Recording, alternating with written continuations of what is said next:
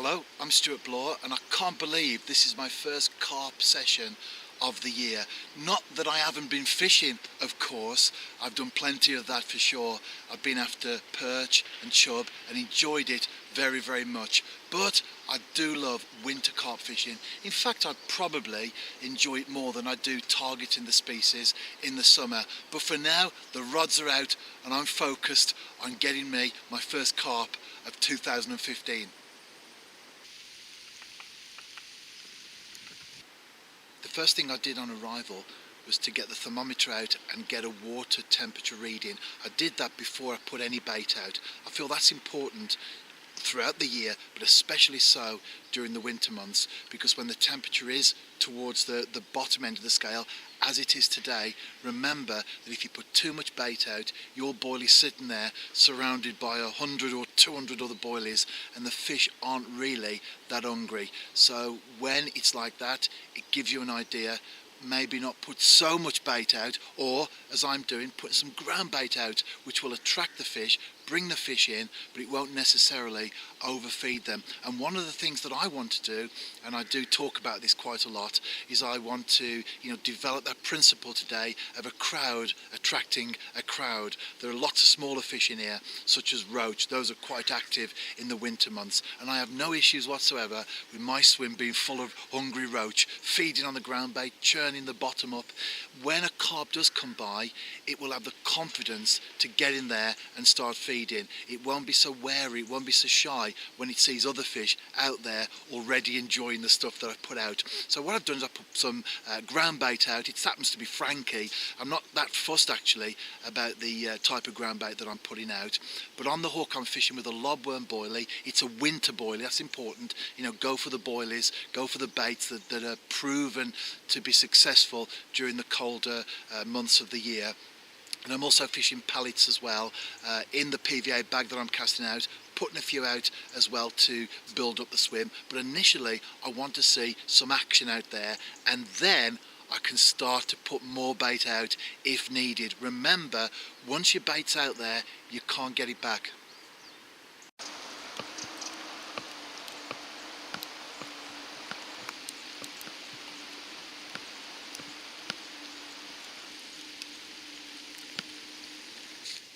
In these conditions, I'm thrilled to be into a fish. I was just thinking, if I can catch one today, because I'm here for the afternoon, I'll be a happy bunny. Anyway, as long as I can avoid the dreaded hook pull, I'll certainly be fulfilled. People ask me, do you pray that you don't lose a fish? Well, I don't, but this is the moment when I would do if I did. Brilliant, in the net. I love to say that, and especially so today. Here it is, a lovely winter common. Look at the colours on that, especially around the tail. Beautiful. Right, let's get this one back.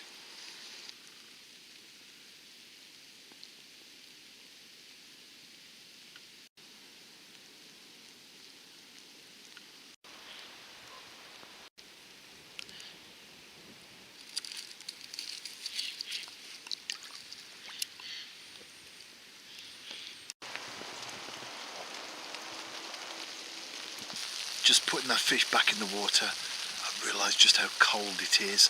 Anyway, I was talking about hook pulls, and can you believe it? The hook came actually out in the net.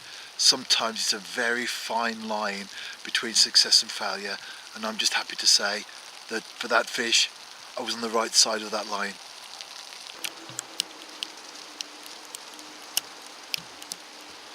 I caught that fish on two 10mm pop-ups. On the other rod I've got a 14mm pop-up. It will be interesting today to see which rod outperforms the other one. In fact, that would be a nice problem to have, to lose count of the fish, wouldn't it? I don't think that's going to happen today. I think, because I have been on this venue before, and I've had to make notes of how many fish I've been catching because there's been a steady stream of them. I don't think that's going to be the case today, but I'll tell you what, anything else I catch after that one is a nice bonus. I've spent more time on football related stuff this week rather than fishing. Football and fishing, it's a hard life, but someone has to live it. I'm involved with the New Saints in the Welsh Premier League, and if you'd have told me 6 months ago that I would be presenting a radio show for a League Cup final in a national league, I wouldn't have believed you. But there I was this week on Sunday afternoon doing exactly that, and the New Saints won, and amongst others I got to interview the Wales manager Chris Coleman. It was great. I had a fantastic day, but for now I'm concentrating on the carp.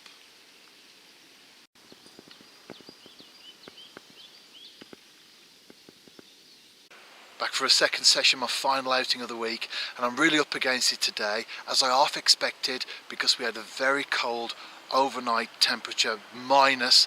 The lake has frozen. It's thin ice though, so I've been able to get a bait out there. I've been able to fish safely as well, as far as the fish themselves are concerned. But if I do get one today, that will probably be the best fish I've had all year. But as long as your bait's in the water, I keep saying this, don't I, but it's so true, as long as your bait's in the water, you've got a chance. A big factor, as far as I'm concerned, in successful angling is confidence. If you go and you've told yourself already that you will blank, you will. If you've told yourself that you're wasting your time getting out there, you might as well stop at home, nothing's going to happen, then it won't. A lot takes place in the mind as we prepare ourselves for the sessions. I think that's true of sport in general.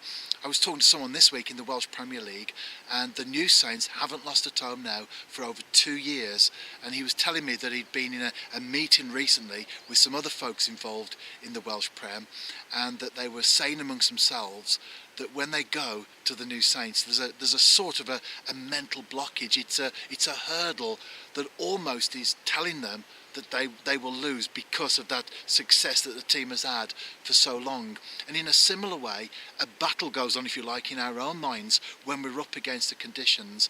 If we're out there and we've told ourselves that we're wasting our time, we won't fish very well. But if we get out there with confidence, massive factor in sport in general, but also in angling, of course, we get out there and we tell ourselves that we will catch. Now, I'm not saying we will. I don't believe in mind over matter. You can't talk fish onto the bank, but what you do, if you're a confident angler, you're out there, you actually will fish better.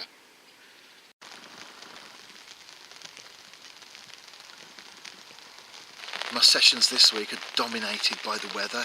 Yesterday we had two extremes. One moment it's almost pleasant, very cold, but almost pleasant. And the next we have these snow showers coming in.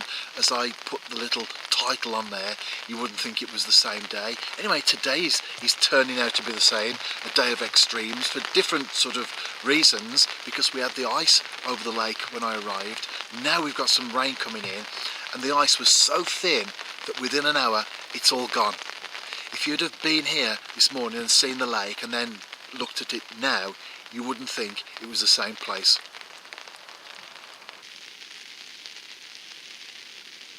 The water temperature is down considerably. From yesterday it's 10 to 15% down. Well, it was already rock bottom anyway, so you can imagine the fall in temperature. That ice has melted, although the sun's out now and it seems like a nice day. Actually, as far as fishing is concerned, I'm definitely up against it.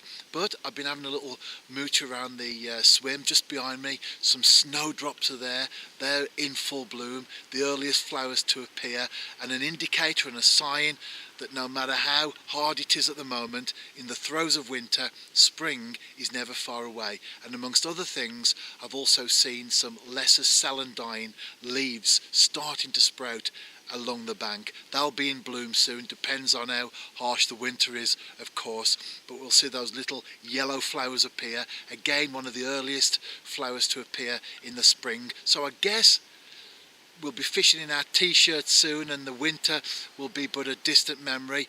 But for now, it's with us and we have to put up with it. We have to get on with it.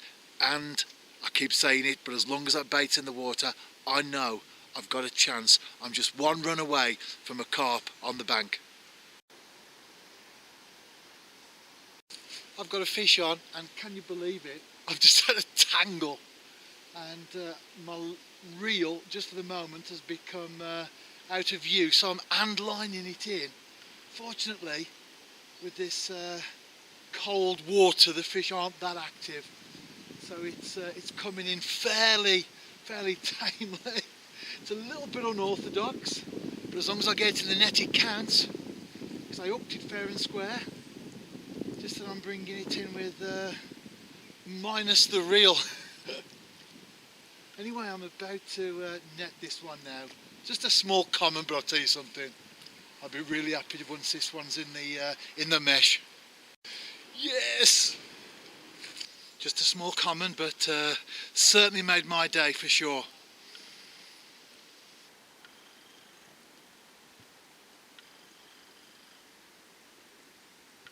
And that one has now gone back. Brilliant. Both fish caught so far this week have actually been covered in leeches, indicative of course that they've been there on the bottom, they haven't been moving much, and that's been obvious because this is a sort of water that the fish give themselves away very easily. I don't think I've ever been on here before and I've not seen fish crash in, but so far 2 sessions, nothing at all, and they usually give themselves away as well with feeding bubbles. They're all over the place even in the winter, but nothing at all. However, and this is interesting, I'm always watching the water, and on the other rod, the right hand rod, I noticed a few slight bubbles prior to catching that fish, and I wasn't getting any indication at all that anything was interested in my bait.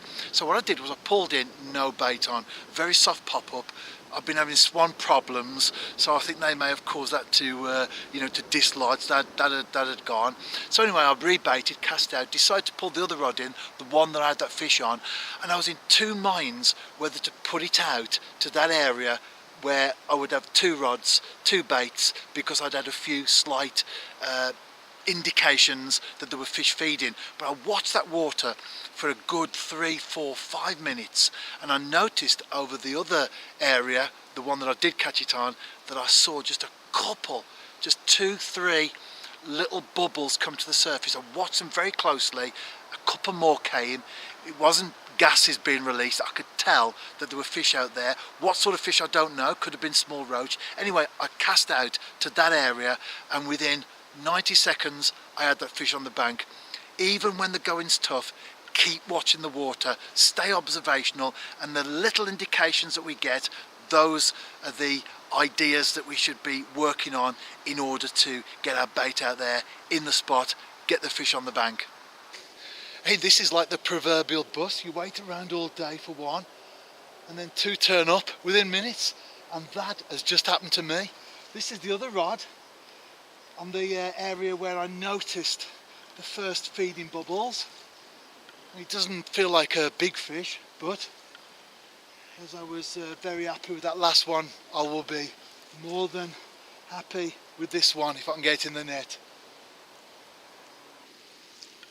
Excellent. Second fish of the session and the third of the week. The video comes to an end. I hope you've enjoyed it. I've certainly enjoyed the challenge that this week has presented. The lesson that we can all learn is that regardless of the conditions, just get out there and give it a go. Give it your best shot. You'll never catch sitting at home by the fire. Anyway, out and about yourself this week, tight lines, and I'll see you next Saturday with another video and blog update.